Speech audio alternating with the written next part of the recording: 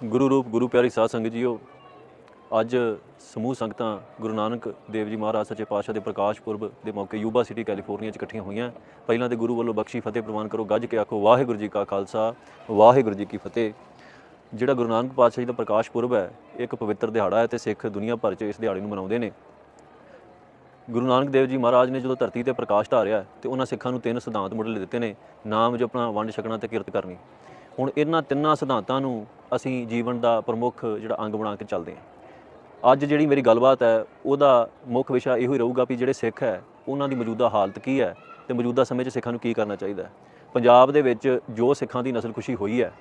इस नस्लकुशी तो बाद सिखां दे विच प्रवास का एक रुझान बड़े वड्डे पद्धर ते जिहनूं मास माइग्रेशन कहने हैं वो शुरू होया।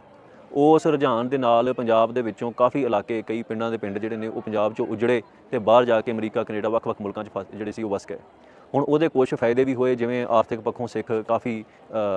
वैल सैटल्ड हो गए, उन्होंने कारोबार बन गए, पर धार्मिक पक्षों ये फायदा होया जां नुकसान, इहदे बारे सानूं गलबात करनी चाहिए।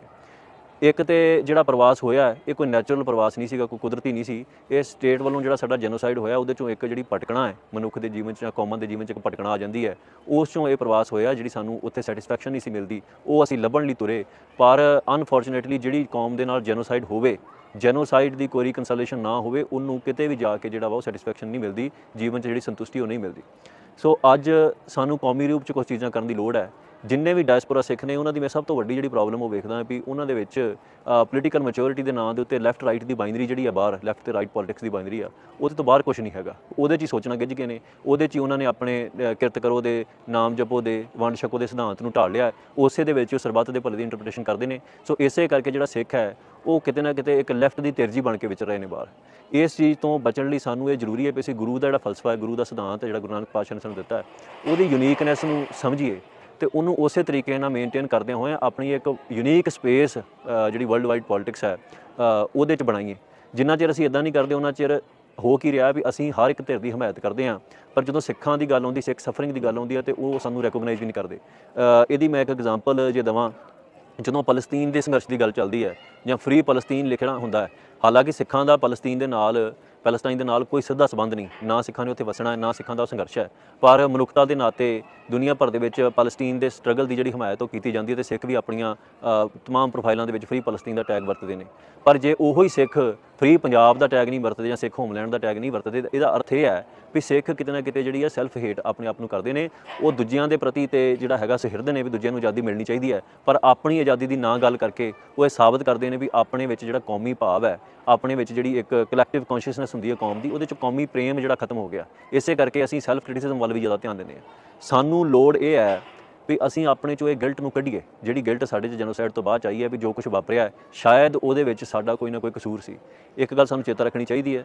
वो ये कि जदों कौमां दे उत्ते नस्लकुशी वापरदी है उन्हां दा उहदे च कोई कसूर नहीं हुंदा। तुसीं जिहड़ी कौम ने तुहाडी नस्लकुशी करनी है, जे उन्हां च जेनोसाइडल इंपल्सिस हैगियां ने तो फिर तुसीं उस कौम नूं कोई बहाना दिओ जां ना दिओ, तुसीं उस कौम नूं जिहड़ा वा किसी तरीके दे नाल आपां जिद्दां कहने आ भी उन्हां नूं तुसीं प्रवोक करो जां ना करो, उन्हां ने तुहाडी नस्लकुशी कर देनी है, क्योंकि उन्हां दे कोल सब कुछ करन दी पावर है, विल पावर भी है, तो उन्हां दे विच जेनोसाइडल इंपल्सिस भी हैगियां। सो उस तो बचण लई सानूं असीं दुनिया भर च फैल गए, पर साडे कोल एक स्ट्रक्चर नहीं हैगा, एक एस्टैबलिशमेंट नहीं हैगी जिहड़ी कंट्री के रूप च, एक देश के रूप च, एक मुल्क के रूप च हुंदी है, जिहड़ी कौमां दे मूल सिद्धांत नूं प्रोटैक्ट करदी बचाई रखती है। यहूदियों कोल हैगी है, मुसलमानों कोल किन्ने मुल्क ने, ईसाइयों कोल है, हिंदुओं के कोल अपने देश ने, बौद्धियों के कोल अपने देश ने, तो सिखां कोल अपना देश ना होने की वजह करके सानूं हर छोटी मंग वास्ते जिहड़ा वा बड़ी वड्डी स्ट्रगल करनी पैंदी, चाहे वो दस्तार का मसला आ जाए विदेशों के विच, चाहे होर मसला आ जाए, उहदे लई सानूं बहुत वड्डी स्ट्रगल करनी पैंदी है। वो क्यों करनी पै रही है? क्योंकि साडा अपना कोई घर नहीं, जे घर ना होवे ते मनुख की कदर किते नहीं पैंदी। सो अज जिहड़ा डायस्पोरा सिख है उसदी सब तो वड्डी लोड़ ये बन गई है भी इंटलैक्चुअल लैवल के उत्ते ते वर्ल्ड वाइड पॉलिटिक्स दे विच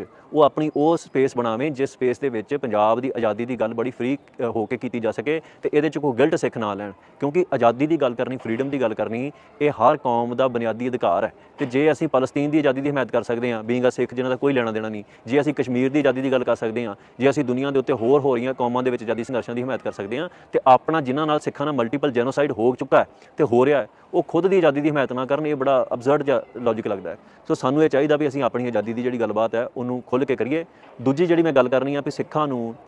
जिहड़ी पदार्थ के पिछे असीं माइग्रेशन की है, जिहड़ी सैटिस्फैक्शन लई असीं माइग्रेट होए हैं, ਉਹਦੇ ਨਾਲ ਹੋਇਆ ਕੀ ਆ ਵੀ ਅਸੀਂ ਉਹਨੂੰ ਪਦਾਰਥ ਦੀ ਦੌੜ ਬਣਾ ਲਿਆ, ਮਟੀਰੀਅਲਿਸਟਿਕ ਲਾਈਫ ਸਟਾਈਲ ਜਿਹੜਾ ਸਾਡੇ 'ਚ ਆ ਗਿਆ, ਦਿਖਾਵਾ ਆ ਗਿਆ ਸਿੱਖਾਂ ਦੇ ਵਿੱਚ ਬਹੁਤ ਵੱਡਾ। ਸਿੱਖ ਆਪਣੀ ਰਵਾਇਤ ਤੋਂ ਦੂਰ ਹੋ ਗਏ, ਸਿੱਖ ਆਪਣੇ ਕਲਚਰ ਤੋਂ ਦੂਰ ਹੋ ਗਏ, ਸਿੱਖਾਂ ਨੇ ਆਪਣੇ ਕਲਚਰ ਨੂੰ ਇੱਕ ਕਿਸਮ ਦੀ ਨਫ਼ਰਤ ਕਰਨੀ ਸ਼ੁਰੂ ਕਰ ਦਿੱਤੀ। ਨੌਜਵਾਨ ਪਤਿਤ ਹੋ ਗਏ, ਉਹਨਾਂ ਨੂੰ ਐਂ ਲੱਗਦਾ ਸੀ ਵੀ ਜਿਹੜਾ ਸਿੱਖੀ ਸਰੂਪ ਹੈ ਇਨਫੀਰੀਅਰ ਹੈ, ਪਰ ਅਸਲ ਦੇ ਵਿੱਚ ਇਹ ਪਾਵਰਲੈਸ ਕੌਮਾਂ ਦੀ ਪ੍ਰੋਬਲਮ ਹੁੰਦੀ ਹੈ ਵੀ ਜਦੋਂ ਕੌਮ ਪਾਵਰਲੈਸ ਹੋ ਜੇ, ਉਹ ਆਪਣੇ ਆਪ ਦੇ ਵਿੱਚ ਉਹਨਾਂ ਦੀਆਂ ਸਾਰੀਆਂ ਨਿਸ਼ਾਨੀਆਂ ਚਾਹੇ ਕਲਚਰਲ ਨੇ ਚਾਹੇ ਰਿਲੀਜੀਅਸ ਨੇ, ਉਹ ਸਾਰੀਆਂ ਇਨਫੀਰੀਅਰ ਲੱਗਣ ਲੱਗ ਪੈਂਦੀਆਂ। ਸੋ ਸਾਨੂੰ ਪਾਵਰ ਨੂੰ ਜਿਹੜਾ ਵਾ ਦੁਬਾਰਾ ਲੈਣ ਦੀ ਲੋੜ ਹੈ, ਉਹਦੇ ਨਾਲ ਸਾਡੀ ਜਿਹੜੀ ਇਨਫੀਰੀਅਰਿਟੀ ਨਿਕਲ ਜੂਗੀ। ਹੁਣ ਜਿਹੜੀ ਮਟੀਰੀਅਲਿਸਟਿਕ ਲਾਈਫ ਹੈ, ਇਹਦੇ ਵਿੱਚ ਆਪਾਂ ਦੇਖ ਰਹੇ ਹਾਂ ਵੀ ਵੈਸਟ ਦੇ ਵਿੱਚ ਵੈਸੇ so called first world countries ਹੈ, ਪਰ ਇਹਦੇ 'ਚ ਡਿਪਰੈਸ਼ਨ ਦੁਨੀਆ ਭਰ ਦੇ ਬਾਕੀ ਗਰੀਬ ਮੁਲਕਾਂ ਤੋਂ ਵੀ ਕਿਤੇ ਵੱਧ ਹੈ। ਇਹਦਾ ਅਰਥ ਇਹੋ ਹੀ ਹੈ ਵੀ ਮਟੀਰੀਅਲ ਜਿੰਨਾ ਵੀ ਹੋ ਜਾਵੇ ਸਾਡੀ ਲਾਈਫ ਦੇ ਵਿੱਚ, ਪਦਾਰਥ ਜਿੰਨਾ ਵੀ ਹੋ ਜਾਵੇ, ਉਹਦੀ ਕਿੰਨੀ ਵੀ ਰੋਸ਼ਨੀ ਹੋਵੇ, ਉਹ ਸਾਨੂੰ ਰੋਸ਼ਨੀ ਨਹੀਂ ਦੇ ਸਕਦੀ। ਜਿਵੇਂ ਬਾਣੀ ਦਾ ਬਚਨ ਹੈ, ਜੇ ਸੌ ਚੰਦਾ ਉਗਵੈ ਸੂਰਜ ਚੜੇ ਹਜ਼ਾਰ, ਇੱਥੇ ਚਾਨਣ ਹੁੰਦਿਆਂ ਗੁਰ ਬਿਨ ਘੋਰ ਅੰਧਾਰ। ਜੇ ਸੈਂਕੜੇ ਸੂਰਜ ਹਜ਼ਾਰਾਂ ਚੰਦਰਮਾ ਚੜ੍ਹ ਜਾਣ, ਪਰ ਜੇ ਜੀਵਨ 'ਚ ਗੁਰੂ ਰੂਪੀ ਰੋਸ਼ਨੀ ਨਹੀਂ, ਗੁਰੂ ਦੇ ਨਾਮ ਦੀ ਰੋਸ਼ਨੀ ਨਹੀਂ, ਗੁਰੂ ਪ੍ਰੇਮ ਦੀ ਰੋਸ਼ਨੀ ਨਹੀਂ, ਉਹਨਾਂ ਚਿਰ ਜੀਵਨ 'ਚ ਘੋਰ ਅੰਧਾਰ ਹੀ ਹੈ।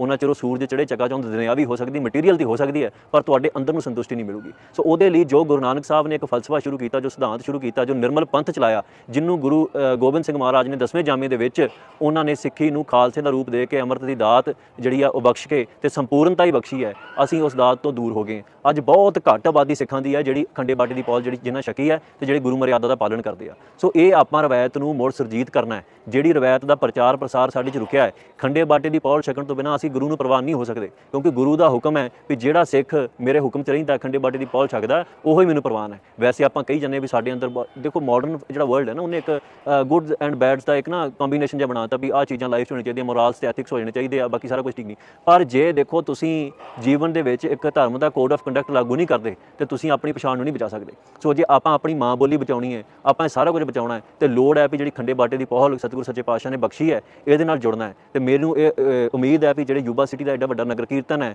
ਪ੍ਰਬੰਧਕਾਂ ਨੂੰ ਇਹ ਬੇਨਤੀ ਵੀ ਅਪੀਲ ਵੀ ਹੈ ਵੀ ਤੁਸੀਂ ਇਹੋ ਜਿਹੇ ਪ੍ਰੋਗਰਾਮਾਂ ਦੇ ਉੱਤੇ, ਇਹੋ ਜਿਹੇ ਵੱਡੇ ਇਕੱਠਾਂ ਦੇ ਉੱਤੇ ਅੰਮ੍ਰਿਤ ਸੰਚਾਰ ਜ਼ਰੂਰ ਕਰਾਇਆ ਕਰੋ, ਤਾਂ ਜੋ ਜਿਹੜੇ ਨੌਜਵਾਨ ਨੇ ਉਸ ਗੁਰੂ ਆਸ਼ੇ 'ਚ ਆ ਕੇ ਗੁਰੂ ਵਾਲੇ ਬਣ ਸਕਣ ਤੇ ਆਪਣਾ ਜੀਵਨ ਗੁਰੂ ਨੂੰ ਜਿਹੜਾ ਵਾ ਸਮਰਪਿਤ ਕਰ ਸਕਣ। ਹੁਣ ਇੱਕ ਜਿਹੜਾ ਸਭ ਤੋਂ ਸੈਂਸਿਟਿਵ ਮੁੱਦਾ ਜਿਹੜੀ ਮੈਂ ਗੱਲ ਕਰਨੀ ਹੈ,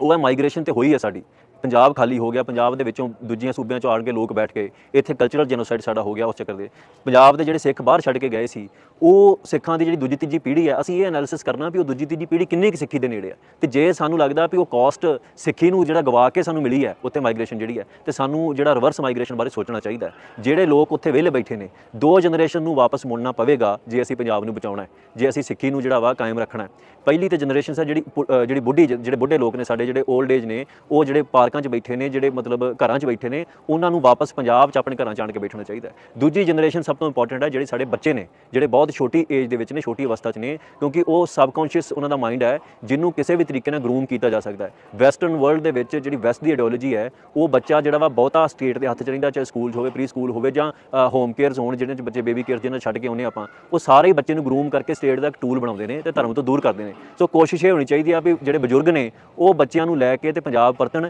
ਇੱਥੇ ਚੰਗੇ ਸਕੂਲ ਐਸਟੈਬਲਿਸ਼ ਕੀਤੇ ਜਾਣ ਹਾਈ ਸਟੈਂਡਰਡਸ ਦੇ, ਤੇ ਨਾਲ ਉਹ ਪੰਜਾਬ ਦੇ ਐਨਵਾਇਰਨਮੈਂਟ ਦੇ ਵਿੱਚ ਉਹ ਬੱਚੇ ਜਿਹੜਾ ਵਾ